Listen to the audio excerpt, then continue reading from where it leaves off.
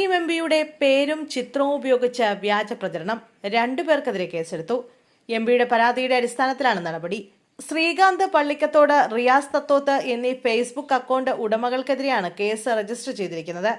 റഹീമിന്റെ ചിത്രം അനുമതിയില്ലാതെയും ദുരുദ്ദേശപരമായി ഉപയോഗിച്ച് വ്യാജ സോഷ്യൽ മീഡിയ പോസ്റ്റുകൾ നിർമ്മിച്ചുവെന്നാണ് കേസ്.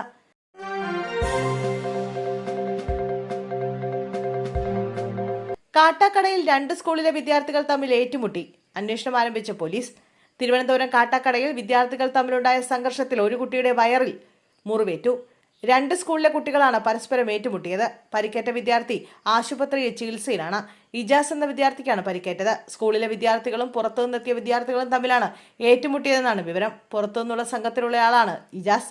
മൂർച്ചയുള്ള എന്തോ വസ്തു ഉപയോഗിച്ച് ഇജാസിനെ ആക്രമിച്ചത്. സംഭവത്തെക്കുറിച്ച് പോലീസ് അന്വേഷണം നടത്തിവരികയാണ്.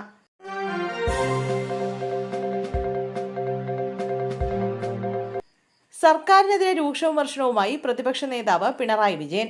UDF മന്ത്രിമാരുടെ സത്യപ്രതിജ്ഞാ ചടങ്ങിൽ വന്ദേമാതരം പൂർണ്ണമായി ചൊല്ലിയതിൽ സർക്കാരിനെതിരെ രൂക്ഷ വിമർശനവുമായി പ്രതിപക്ഷ നേതാവ് പിണറായി വിജയൻ. RSS സംഘപരിവാർ താൽപര്യങ്ങളെ ഗവർണർ താലോലിച്ചു കൊണ്ടുപോകുമ്പോൾ അതിനെതിരായി നേരിയ ശബ്ദം പോലും ഉയർത്താൻ UDF തയ്യാറാകുന്നില്ലെന്ന് പിണറായി കുറ്റപ്പെടുത്തി. ഗവർണർ നിർബന്ധിച്ചതിനാലാണെന്നാണ് കാരണമായി അവർ പറയുന്നതെന്നും ജനവിധിയുടെ പേരിൽ നിഗൂഢമായ അജണ്ടകൾ നടപ്പിലാക്കുകയാണെന്നും പ്രതിപക്ഷ നേതാവ് വിമർശിച്ചു. കേരള NGO യൂണിയൻ സംസ്ഥാന സമ്മേളനത്തിന്റെ ഉദ്ഘാടനം നിർവഹിച്ചുകൊണ്ട് സംസാരിക്കുകയായിരുന്നു അദ്ദേഹം.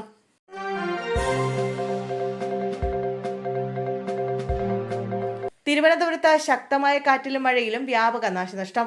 കരമന തളിയിൽ കാറ്റിൽ 3 വീടുകളുടെ മേൽക്കൂര പറന്നുപോയി. അഖിൽ, വസന്തം, രതി എന്നിവരുടെ വീടിന്റെ മേൽക്കൂരയാണ് കാറ്റിൽ തകർന്നത്. വീടുകളിൽ ആരുമില്ലാതിരുന്നതിനാൽ വലിയ അപകടമാണ് ഒഴിവായത്. ശക്തമായ മഴയിൽ കരമനയിൽ 3 വൻമരങ്ങൾ കടപുഴകി വീണു. പ്രദേശത്ത് വ്യാപക നാശനഷ്ടമാണ് സംഭവിച്ചത്. ജില്ലയിൽ നിരവധി വീടുകൾക്ക് കേടുപാടുകൾ സംഭവിച്ചിട്ടുണ്ട്.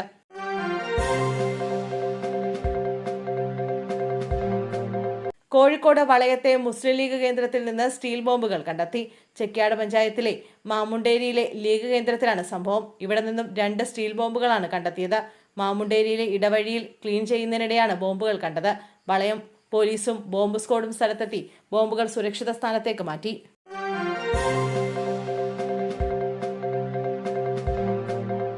KSRTCയിലെ സ്ത്രീകളുടെ സൗജന്യ യാത്ര. സ്വകാര്യ ബസ്സുകൾ സമരത്തിലേക്ക്. KSRTCയിലെ സൗജന്യ യാത്ര തങ്ങളുടെ നിലനിൽപ്പിനെ ബാധിക്കും.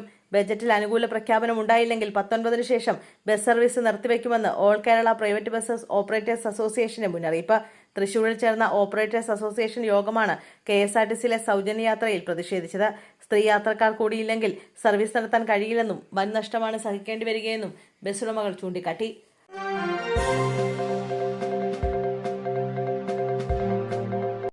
PM ശ്രീ പദ്ധതിയിൽ സംസ്ഥാന സർക്കാരിന് ഒളിച്ചുകളിയെന്ന സമസ്ത. രൂക്ഷ വിമർശനവുമായി സുപ്രഭാതം. കേന്ദ്ര സർക്കാരിന്റെ PM ശ്രീ സ്കൂൾ പദ്ധതി നടപ്പിലാക്കുന്നതുമായി ബന്ധപ്പെട്ട് സംസ്ഥാന സർക്കാരിനെതിരെ രൂക്ഷ വിമർശനവുമായി സമസ്ത മുഖപത്രം സുപ്രഭാതം. പദ്ധതിയിൽ സംസ്ഥാന ഭരണകൂടം ഒളിച്ചുകളി നടത്തുകയാണെന്നും ഇത് ജനവിശ്വാസത്തെ തകിടം മറിക്കുന്ന നടപടിയാണെന്നും പത്രത്തിന്റെ എഡിറ്റോറിയൽ കുറ്റപ്പെടുത്തുന്നു. കേന്ദ്രവിഹിതം കൈപ്പറ്റുന്നതുമായി ബന്ധപ്പെട്ട അവ്യക്തതയും അനിശ്ചിതത്വവും പുതിയ സർക്കാരിന്റെ പ്രതിച്ഛായയെ ദോഷകരമായി ബാധിച്ചുവെന്നും മുഖപത്രം ചൂണ്ടിക്കാട്ടുന്നുണ്ട്. അതിനിടെ വിഷയത്തിൽ വിദ്യാഭ്യാസ മന്ത്രി N ഷംസുദ്ദീൻ പൊതുവിദ്യാഭ്യാസ സെക്രട്ടറിയോട് അടിയന്തര റിപ്പോർട്ട് തേടിയിരുന്നു.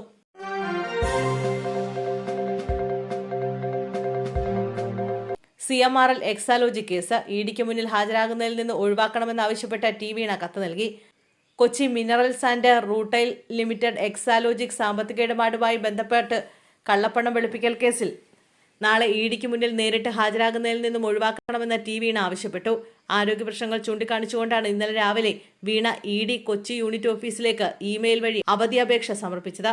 അന്വേഷണ ഉദ്യോഗസ്ഥൻ ആവശ്യപ്പെട്ട മുഴുവൻ രേഖകളും ചോദ്യങ്ങൾക്കുള്ള മറുപടിയും അഭിഭാഷകൻ മുഖാന്തരം സമർപ്പിക്കാമെന്ന് കത്തിൽ വ്യക്തമാക്കിയിട്ടുണ്ട്.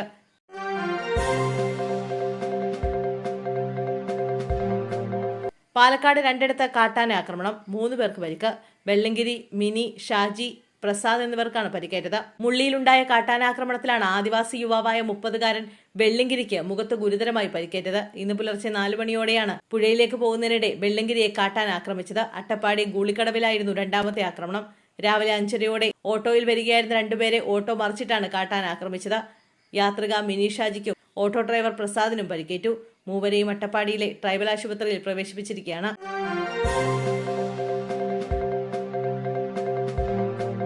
അബ്ദുൾ റഹീമിന്റെ മോചനത്തിനായുള്ള ക്രൗഡ് ഫണ്ടിങ്ങിൽ കണക്ക് അവതരിപ്പിക്കാത്തതിൽ കടുത്ത വിമർശനം. പ്രാദേശിക വാട്സപ്പ് ഗ്രൂപ്പുകളിലാണ് വിമർശനം ഉയർന്നത്. റഹീം നാട്ടിലെത്തി ദിവസങ്ങൾ കഴിഞ്ഞിട്ടും കണക്ക് അവതരിപ്പിച്ചില്ല എന്നാണ് ആരോപണം. മോചനദ്രവ്യം നൽകിയതിനു ശേഷമുള്ളത് 10 കോടി രൂപയാണ്. ഇത് എന്ത് ചെയ്യണം എന്നതിലടക്കമുള്ള കാര്യങ്ങളിൽ വ്യക്തത വരേണ്ടതുണ്ട്. അതേസമയം അധികമായി പിരിച്ച തുക ബാങ്കിൽ നിക്ഷേപിച്ചിട്ടുണ്ടെന്നാണ് നിയമസഹായ സമിതി പറയുന്നത്. ഇക്കഴിഞ്ഞ മെയ് 28-നായിരുന്നു അബ്ദുൾ റഹീം നാട്ടിലെത്തിയത്. റഹീം നാട്ടിലെത്തി ദിവസങ്ങൾ കഴിഞ്ഞിട്ടും ക്രൗഡ് ഫണ്ടിങ്ങിന്റെ കണക്ക് അവതരിപ്പിച്ചില്ല എന്നാണ് വിമർശനം.